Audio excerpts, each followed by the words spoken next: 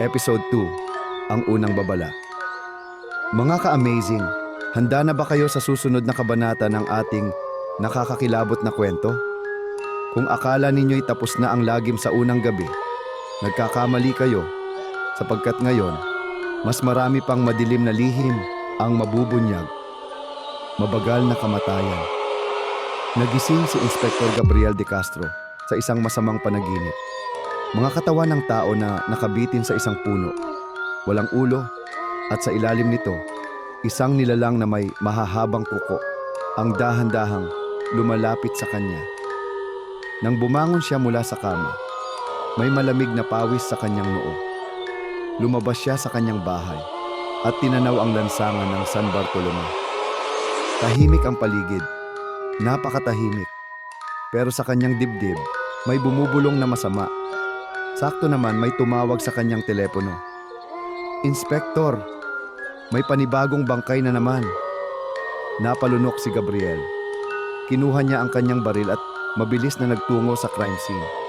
Ang bangkay na walang muka. Sa harap ng lumang simbahan ng San Bartolome, naroon ang bangkay ni Mang Nestor, isang matandang driver ng tricycle. Ngunit hindi ito isang ordinaryong bangkay.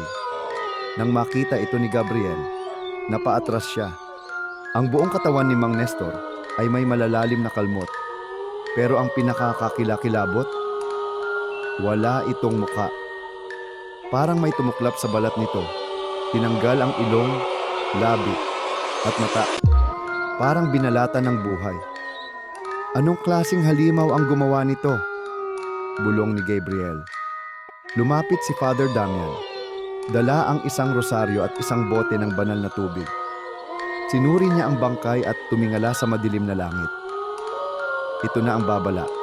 Ang mga aswang ay hindi na nagtatago. Sinisimulan na nilang gawing laruan ang mga tao. Nagkatinginan sina Gabriel at Father Damian. Tama ka.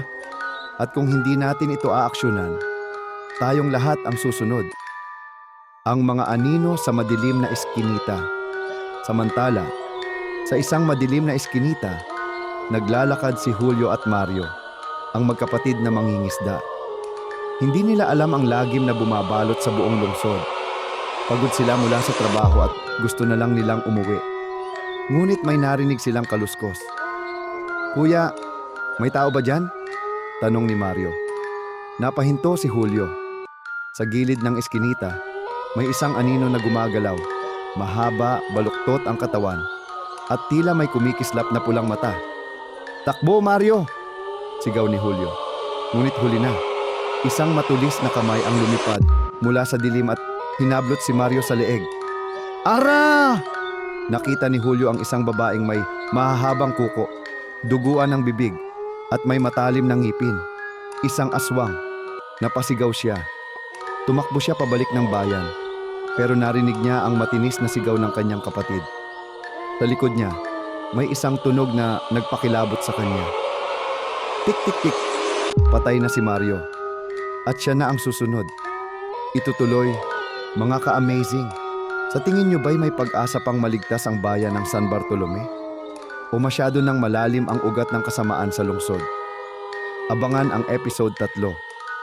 Ang sumpa ng pamilya Villanueva, kung saan unti-unti nang mabubunyag ang sikreto ng mayamang pamilyang nagtatago ng isang madilim na lihim. Mag-ingat kayo sa gabi, mga ka-amazing, dahil hindi nyo alam kung sino ang totoo nyong kapitbahay o kung tao pa ba siya.